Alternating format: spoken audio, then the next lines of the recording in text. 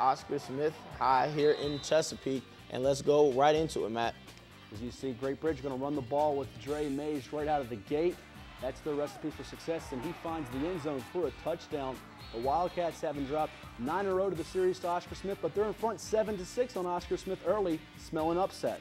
Here we go on the kick now. Oscar Smith back to return. It's Zach Jones, the former Great Bridge player. He played with Great Bridge as a freshman, now with Oscar Smith as a junior, and he's going to take this one gone to the house for a kickoff return for a score. That lead for Great Bridge lasted only 15 seconds as Jones goes 93 yards the distance to put Oscar Smith back in front. Plays like that, why Oscar Smith has that winning streak that you mentioned earlier, Matt, and we'll just see how Great Bridge can respond to such a devastating play. Great Bridge and Pete Gale having made the playoffs last year, 10 wins. Their most in about 20 years over at Great Bridge. They go back to the air now. Brian Beard, the quarterback, he's committed to play college baseball at ODU, finds Darren Frazier wide open, makes a couple moves on his way to the end zone as Great Bridge ties this thing up at 13-all approaching halftime. Yeah, you mentioned the changing signal callers now for Great Bridge. Gone is Brad Hudson. He's at Hampton University, so we'll see how Beard will do this year leading this aerial attack of the Wildcats. Oscar Smith still trying to find themselves defensively early on in this one, 1:17 to play before the half, as Great Bridge now looking to punt this one back to the Tigers, and we lose sight of the ball. It bounces off a Tigers player into the hands of a Great Bridge player, so Great Bridge's offense will stay on the field. Crazy play. Yeah, when it comes to games like this, Matt, sometimes special teams miscues like that will lead to the direct outcome, and here's Beard. He's going to hand off now to Dre. Dre's going to get around to the end and take it in for the score.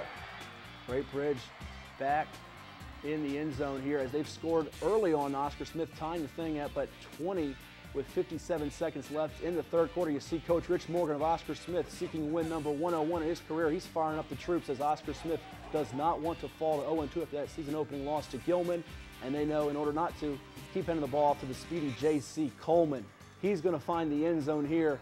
Too much speed for anybody to contain, even that Great Bridge defense. That's right. You saw him break to the outside, Matt, and at that point, it was a foregone conclusion. He was going to take it to the house. They're celebrating with his teammates after the score.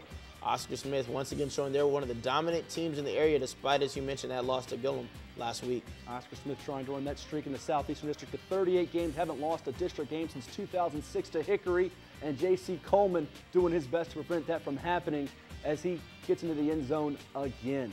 Another big game here for J.C. Coleman. Score 34-20 here.